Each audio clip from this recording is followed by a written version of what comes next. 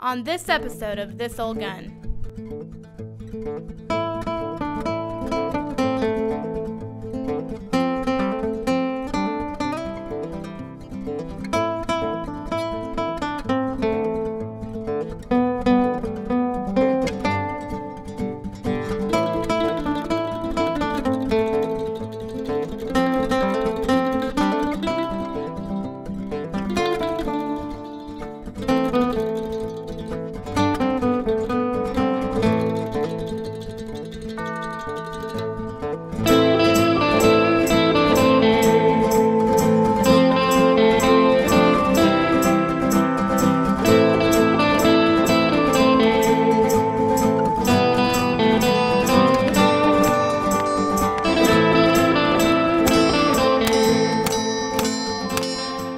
The Enfield No. 2 Mk1 British service revolver. A top break double action, chambered in 38-200, which is basically a 38 Smith & Wesson with a 200 grain bullet in place of the 140 grain bullet, but they will fire the more common 38 Smith & Wesson loads just fine. Now these served as the main British sidearm from 1932 up until the 50s when they were replaced by the high power, but continued to serve in the reserve units up until the 1960s. These revolvers came in two versions, the standard Mk1 and the Mk1 Star like this one. Also known as the tanker model, these are a spurless hammer double action only revolver. The majority of the Mk1s were also converted to spurless double action only during World War II. After World War I, the British government decided they wanted to change from the .455 Webley Mark VI revolvers to a smaller, lighter sidearm, chambered in the 38-200 round after seeing marksmanship suffer due to the heavy recoil of the .455. The British went to the maker of their World War I revolver, Webley & Scott, to make the new sidearm for them. Webley offered up the Mark IV, but instead of adopting the Webley, the British took the design to the Royal Small Arms Factory at Enfield. Though Enfield kept the overall design of the gun, they changed the revolver internally, thinking that would circumvent Webley's design. Webley would later sue, but the claim was denied by Enfield. However, they were eventually awarded some monetary compensation for the design. From 1932 to 1957, approximately 270,000 of these revolvers were built. This particular revolver was made in 1942, and you can see it's not in the best shape, with very little finish remaining on the gun, and the lanyard loop's been cut off at some point also. The trigger pull on this gun is definitely not what I would describe as light or smooth by any means, with a gritty 12-pound pull weight. Now this is my stepdad's gun that he inherited from his uncle, Robert S. Johnson, who was one of the top scoring aces of World War II in the European theater, with 27 confirmed kills. If you are at all interested in World War II history, look him up. There's several interesting stories about him on the internet. I want to say a big thank you to a friend of mine, 38 Super Partisan, for providing me with a lot of the information about this gun. And I would encourage you, if you're on Instagram, go check him out. He posts a lot of good mil-cert pictures. I'll put a link to his Instagram in the description of this video. Before we head out to shoot it, I want to remind you that if you're enjoying this video, make sure you hit that thumbs up button and share it out. That really helps.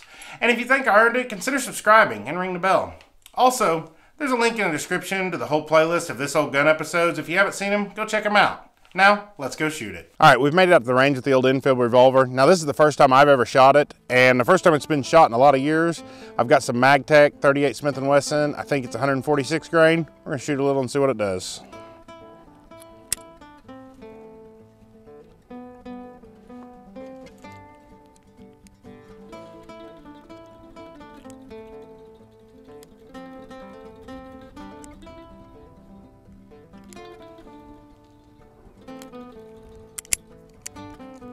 There it goes.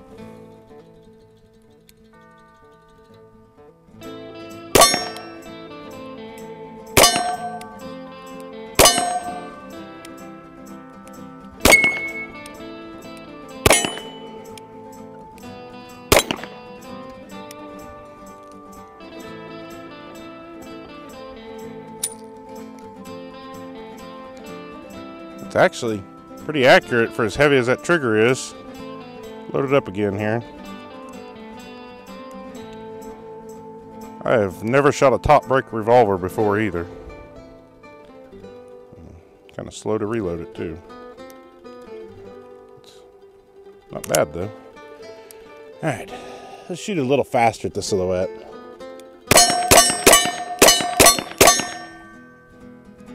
It's not impossible.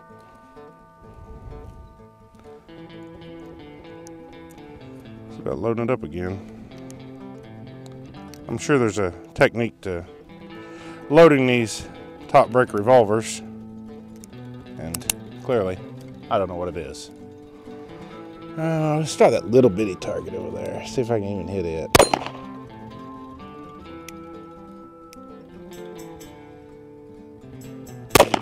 Yeah, move up to one bigger.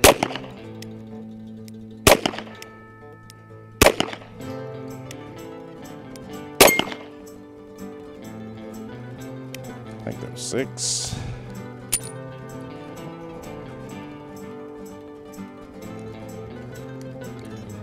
Not very accurate with it on the smaller targets, apparently. I think it's shooting to the left quite a ways.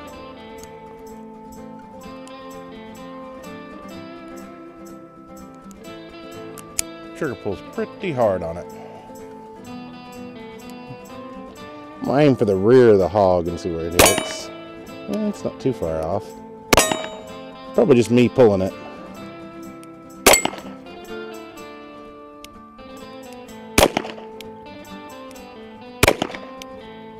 One more. Nope, I just can't hit that small one. Well, let me go get some more ammo. We'll shoot it a little more. All right, got 6 more in it. Let's shoot these slow and one-handed.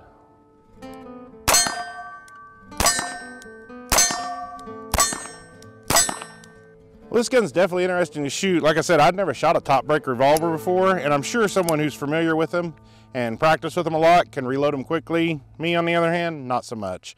But it's definitely a neat gun, and it really wasn't as bad to shoot as I thought it would be because the trigger was so heavy when you dry fire it. But it really didn't feel that bad when I was shooting it. I was kind of surprised. But yeah, pretty impressed with it. Kind of fun. Anyways, thanks for watching.